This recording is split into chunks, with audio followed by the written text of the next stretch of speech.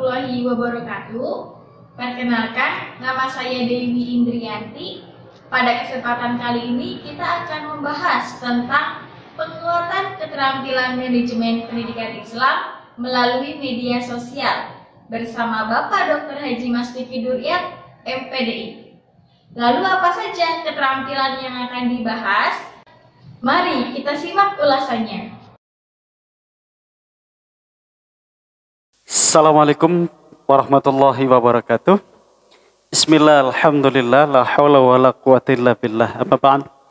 Baik, pada kesempatan ini coba kita bahas tentang materi memperkenalkan keterampilan manajemen pendidikan Islam melalui media sosial, dari gagasan ke praktek. Dunia pendidikan kita adalah dunia yang amat kompleks, menantang, dan mulia. Kenapa dikatakan kompleks? Karena spektrumnya yang sangat luas. Bicara persoalan pendidikan itu bicara persoalan kehidupan. Sehingga yang menjadi objek pendidikan itu sangat universal, sangat holistik. Yang kemudian yang kedua, menantang. Karena pendidikan itu menentukan masa depan bangsa. Saya berkali-kali menyampaikan ada korelasi antara sumber daya manusia dengan sumber daya bangsa kita. Demikian juga sebaliknya, bangsa kita akan dikatakan hebat kalau SDM kita hebat. Dan dua-duanya tentu akan ditentukan oleh pendidikan. Sehingga tidak berlebihan kalau dikatakan bahwa pendidikan itu menentukan masa depan bangsa. Mulia karena memanusiakan manusia pendidikan itu. Jadi the ultimate goal pendidikan itu adalah bagaimana pendidikan bisa memanusiakan manusia. Sehingga dalam praktek pendidikan itu harus bermuatan nilai-nilai humanistik. Tidak boleh ada terjadi penekanan di situ, atau bahkan mungkin keluaran dari lembaga pendidikan itu harus mencerminkan juga bahwa output dari lembaga pendidikan itu mencerminkan bahwa dia adalah seorang manusia. Ada 4 gap yang menjadi tantangan pendidikan revolusi industri 4.0 ketika kita bicara persoalan pendidikan dikorelasikan dengan revolusi industri 4.0. Pertama, konten gap. Kesenjangan kebutuhan konten pembelajaran di dunia maya dan media bahan ajar guru. Saya pernah menyampaikan pertanyaan kepada siswa, kepada anak didik kita. Apakah yang menarik itu materi pembelajaran yang disampaikan oleh guru atau materi yang kita dapatkan dari internet? Ini pertanyaan saya kira menarik sekaligus tantangan. Jangan-jangan kemudian anak menjawab bahwa materi yang dari internet itu yang lebih menarik, termasuk metode pembelajarannya. Yang kedua, kompetensi gap, kesenjangan kompetensi TIK guru itu baru pada angka 40%, siap memanfaatkan teknologi. Artinya masih ada 60% guru yang tidak bisa akses teknologi.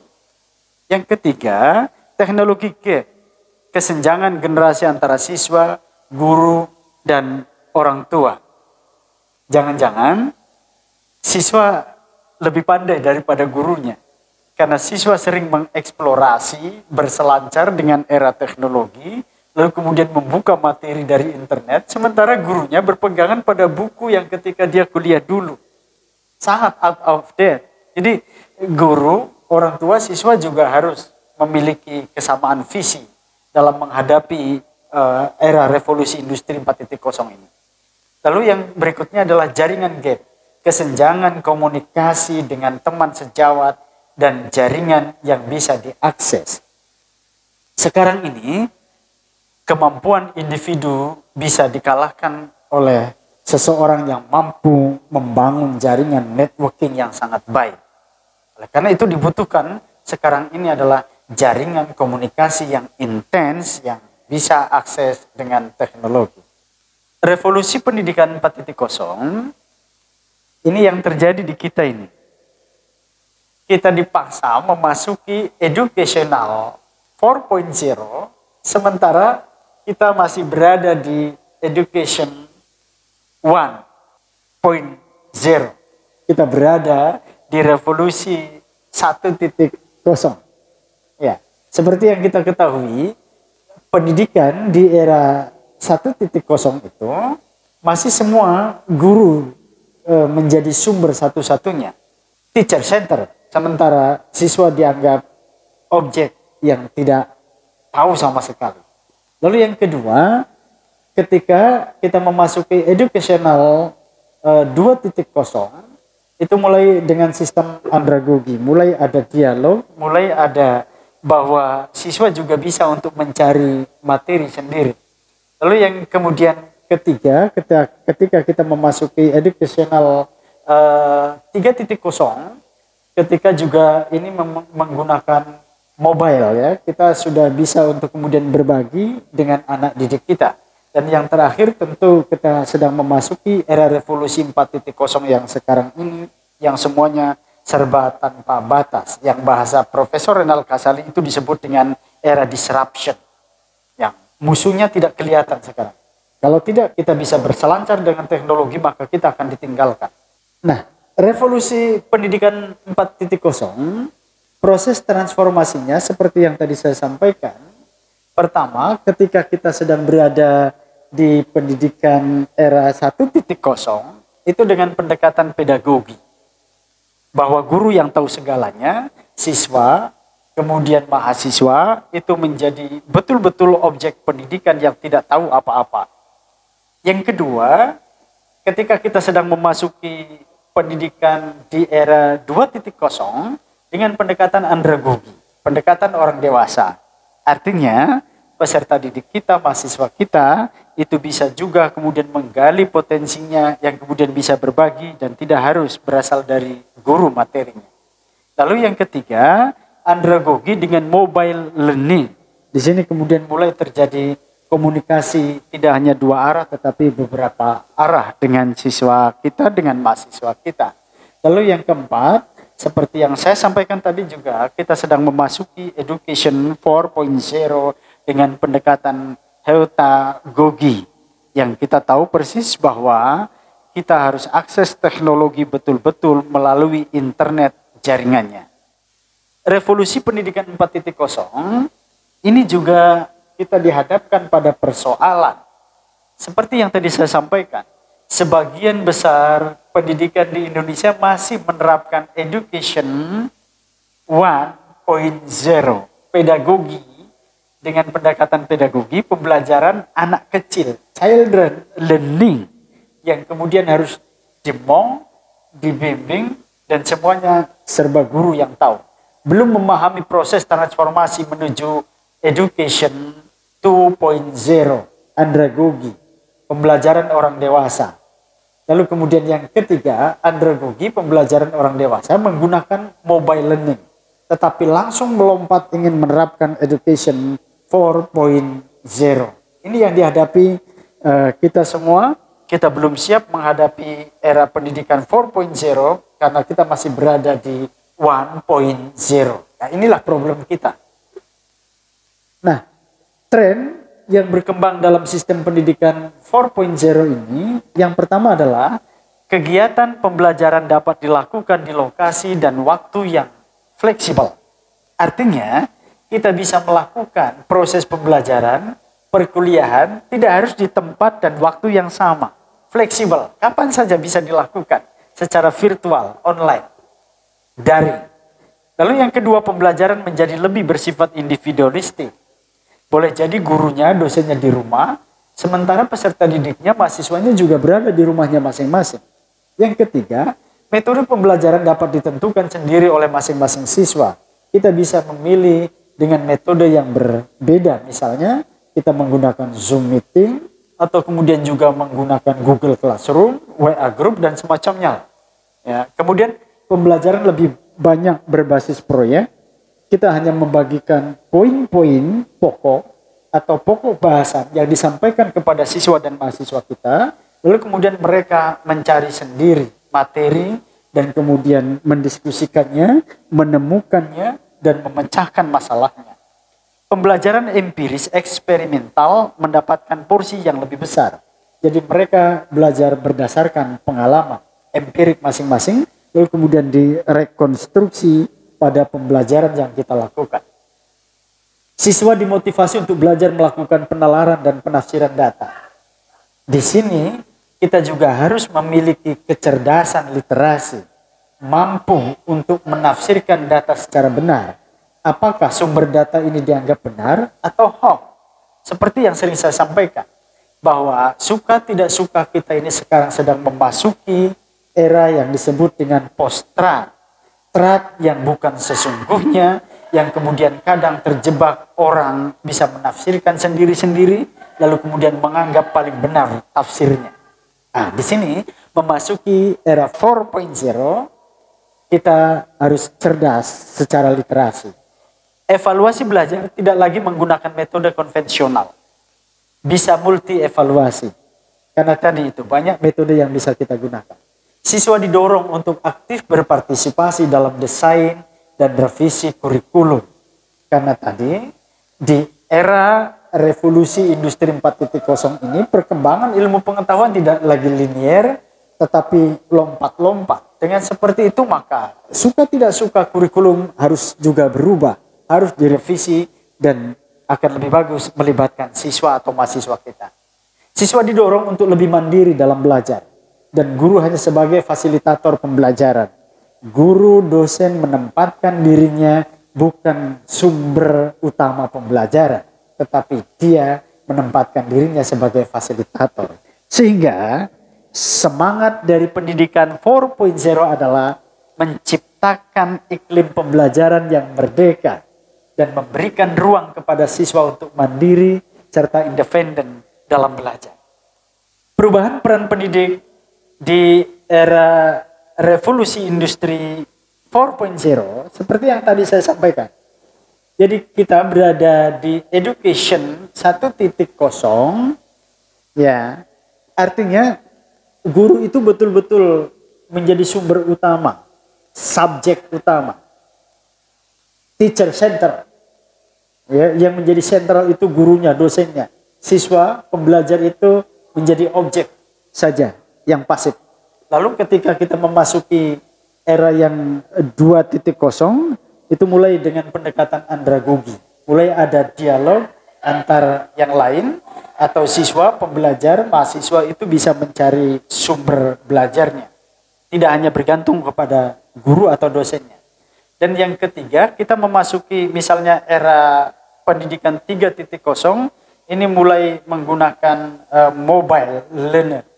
Ya, jadi mulai terjadi dialog antar dua arah, siswa, guru atau mahasiswa dengan dosennya.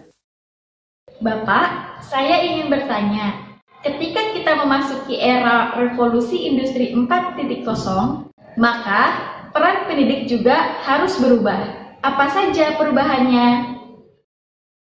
Ketika kita memasuki era revolusi industri 4.0, maka peran pendidik ini juga harus berubah.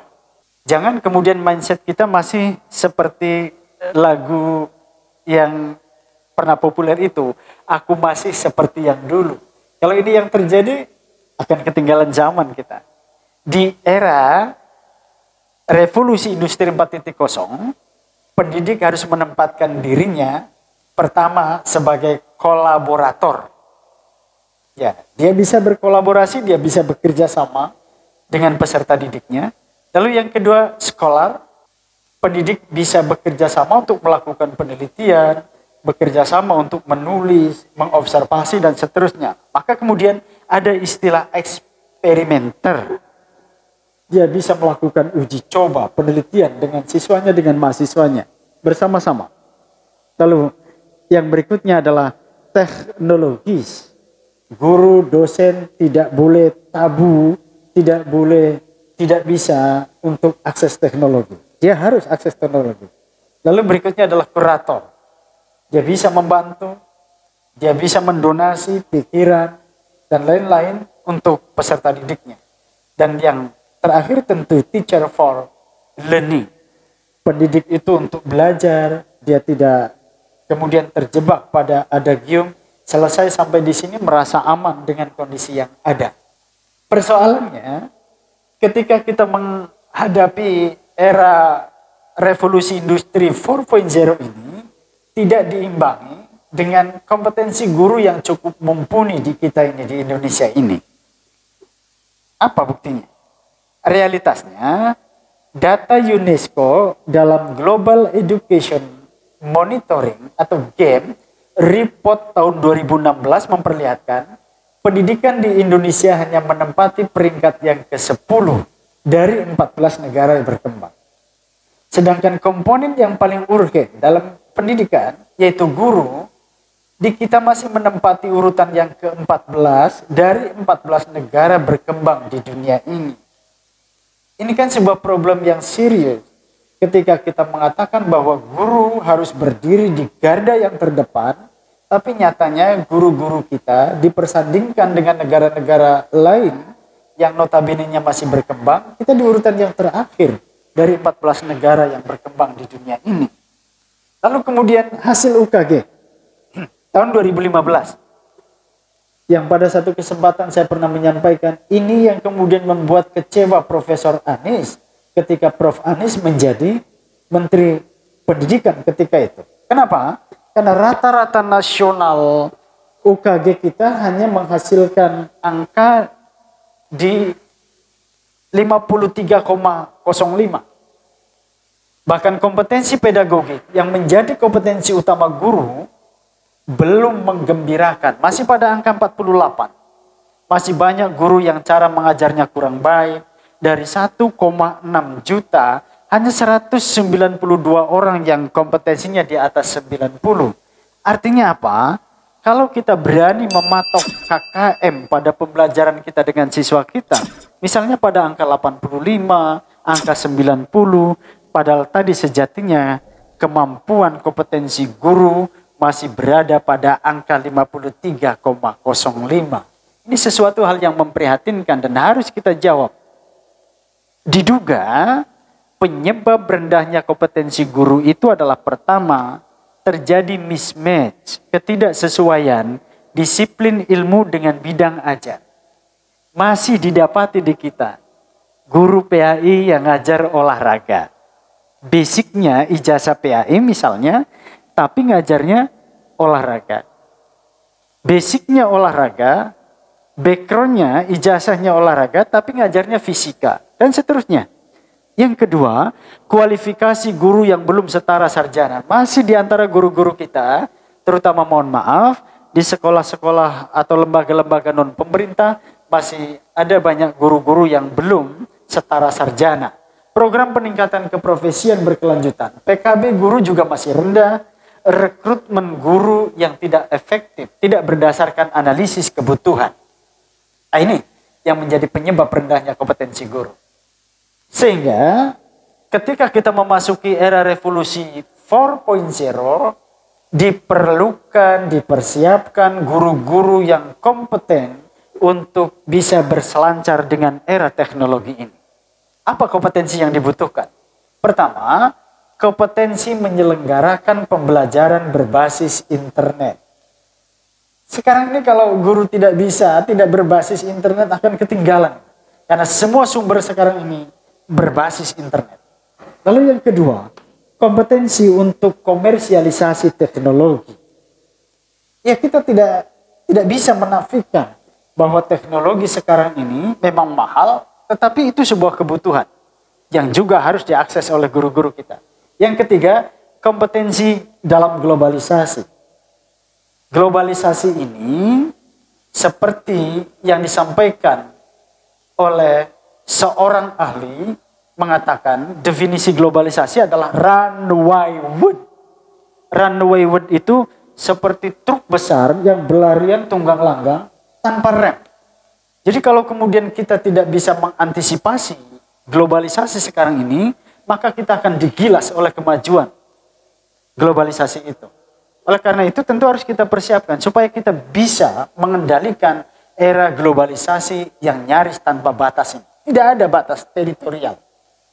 Yang keempat, kompetensi memprediksi kecenderungan masa depan. Guru itu harus prospektif, bisa membaca apa yang terjadi ke depan. Ya, sehingga kita tidak mengatakan sekarang berada di kondisi nyaman, padahal kita tidak melakukan inovasi. Profesor Renal Kasali mengatakan inovasi itu sejatinya kejam. Maka kita harus berubah. Kalau tidak, maka kita akan digilas oleh kemajuan yang disebut dengan globalisasi tadi. Sehingga kita harus bisa menangkap kecenderungan-kecenderungan masa depan, apa yang akan terjadi. Yang kelima, kompetensi guru sebagai konselor.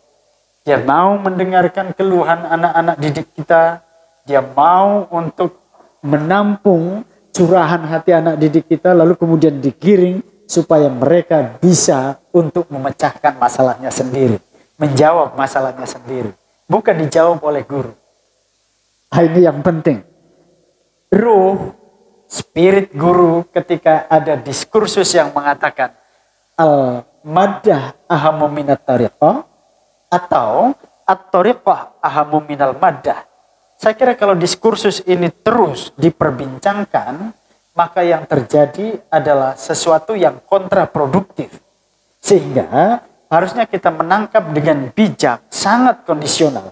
Boleh jadi materi lebih penting daripada metode, atau sebaliknya, metode lebih penting daripada materi. Tetapi di atas itu, guru lebih penting dari dua hal tadi. Dan di atas segalanya adalah ruh, spirit guru itu jauh lebih penting daripada guru itu sendiri. Saya ingin mengatakan, kalau guru honor itu tidak berangkat dari semangat untuk spirit of survival, mengajar, mendidik, teaching with love, teaching with heart, maka yang akan terjadi adalah mereka balik kanan bubar jalan. Bekerja di pabrik saja gajinya jutaan rupiah, ketimbang harus jadi guru honor. Tetapi karena berangkat dari semangat, spirit of survival tadi, dia tetap bertahan untuk jadi guru. Kemudian, menghadapi era revolusi industri 4.0 ini, harus diantisipasi dengan teaching and learning, manajemen dan administrasi yang komponen-komponennya ini harus berdasarkan atau berbasis SIM, Sistem Informasi Manajemen. Manajemen sekolah, kesiswaan, pendidikan internal, eksternal, SDM, keuangan, fasilitas SDM, keamanan, dan teknologi. Ini semua harus berbasis sistem informasi manajemen. Nah, sehingga tadi yang saya sampaikan, ketika sekolahnya berbasis SIM, sistem informasi manajemen, maka karakteristiknya adalah memiliki guru dan administrasi yang kuat dan profesional. Bukan asal-asalan. Ya, gurunya profesional. Saya pernah menyampaikan pada satu kesempatan, profesional itu implikasinya dua.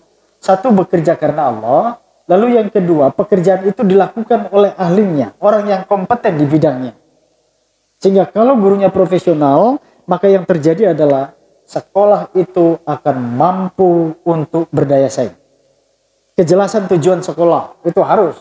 Ketika kita membangun visi misi, pasti ada tujuan, lalu kemudian strategi untuk mencapai tujuan itu kita buat seperti apa.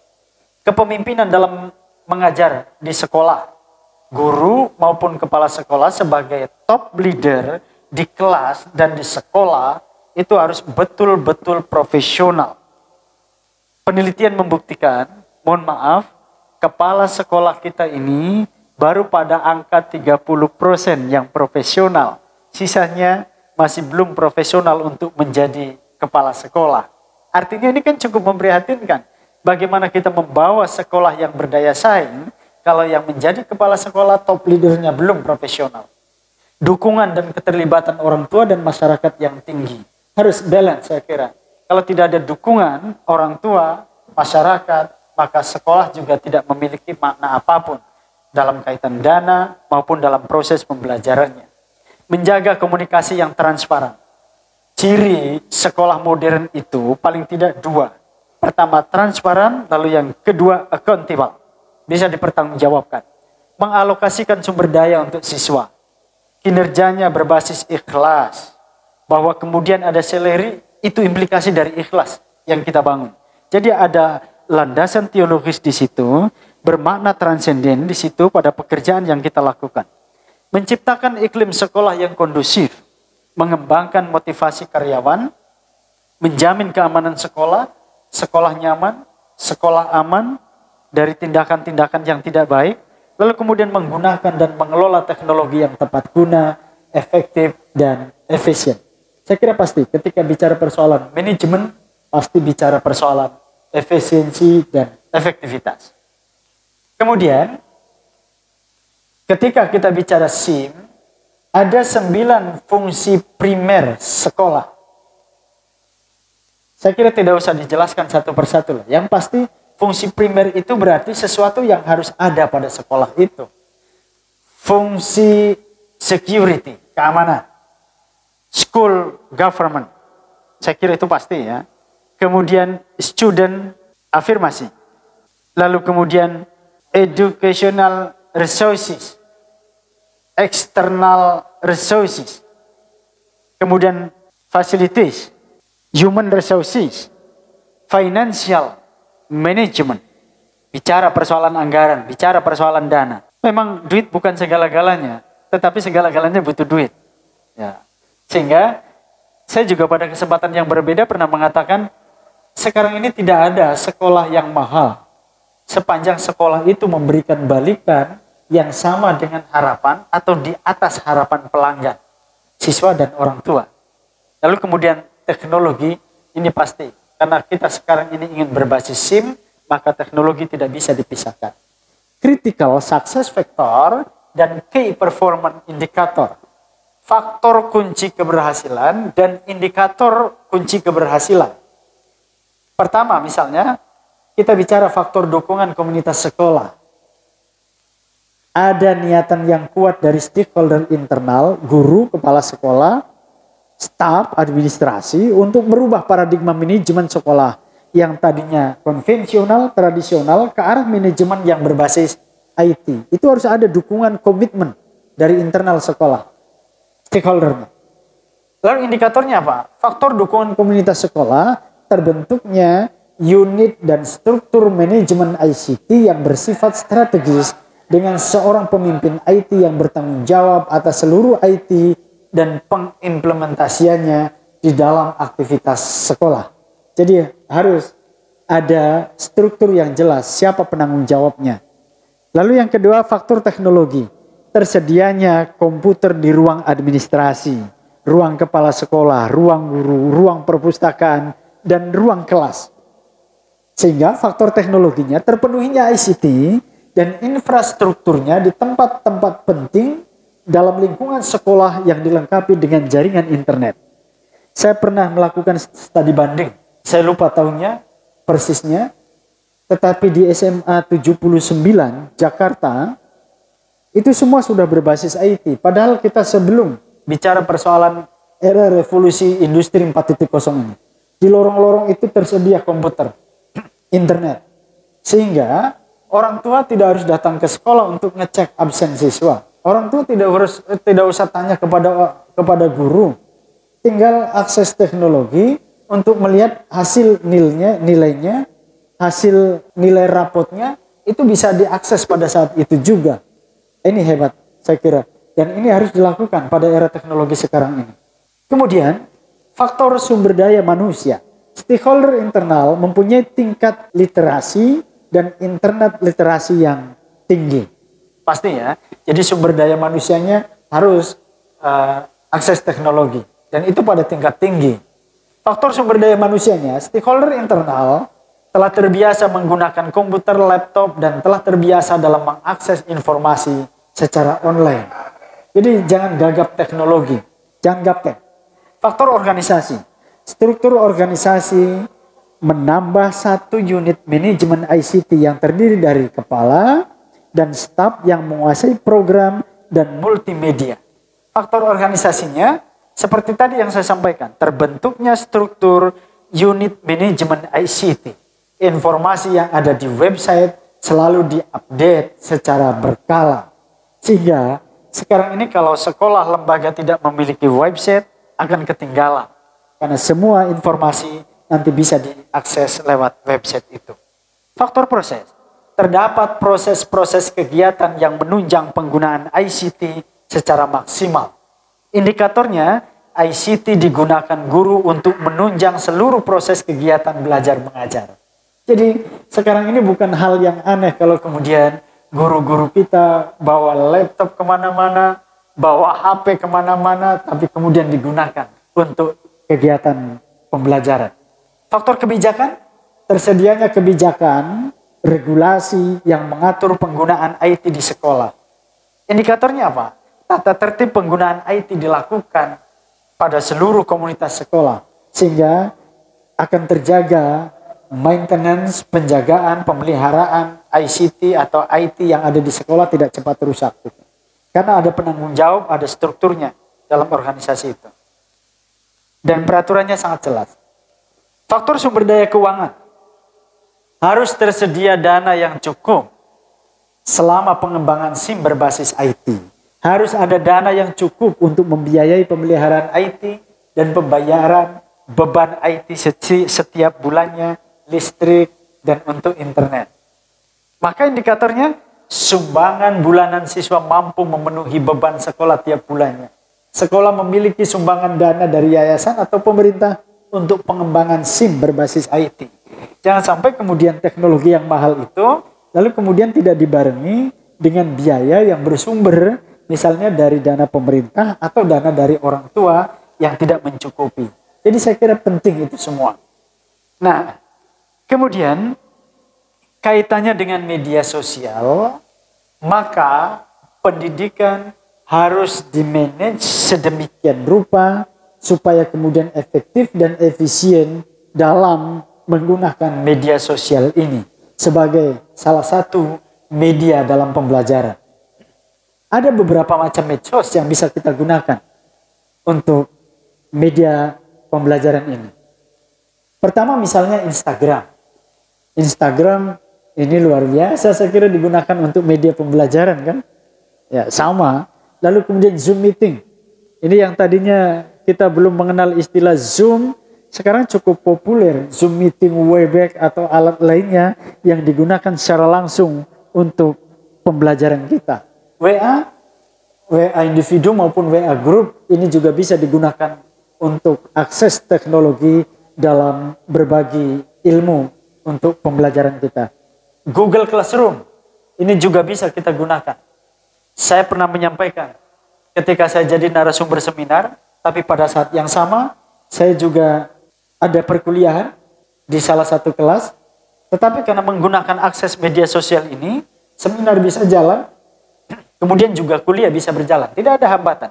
Twitter, Instagram, dan yang populer itu YouTube bisa gunakan untuk media pembelajaran kita. Jadi prinsipnya media sosial ini sebagai hasil dari teknologi harus kita gunakan dengan baik. Maka supaya dengan baik digunakan oleh para pelajar, oleh guru, oleh mahasiswa, kemajuan teknologi berupa media sosial ini harus dikawal dengan moral, harus dikawal dengan agama. Dia tidak bebas nilai. Supaya media sosial ini jatuh kepada tangan orang yang bermoral, beragama, akan digunakan untuk kegiatan-kegiatan yang maslahat. Saya kira ini penting dan mudah-mudahan kita bisa menggunakan medsos ini untuk kemaslahatan pembelajaran kita bersama. Tetap semangat, mudah-mudahan akses teknologi ini memberikan keberkahan bagi kita semua. Terima kasih. Assalamualaikum warahmatullahi wabarakatuh. Demikian materi yang telah disampaikan oleh Bapak Dr. Haji Mas Fikri Duryat MPDI. Semoga apa yang sudah disampaikan beliau dapat memberi ilmu baru bagi kita semua. Tetap jaga kesehatan dimanapun Anda berada. Saya Dewi Indrianti undur diri. Wassalamualaikum warahmatullahi wabarakatuh.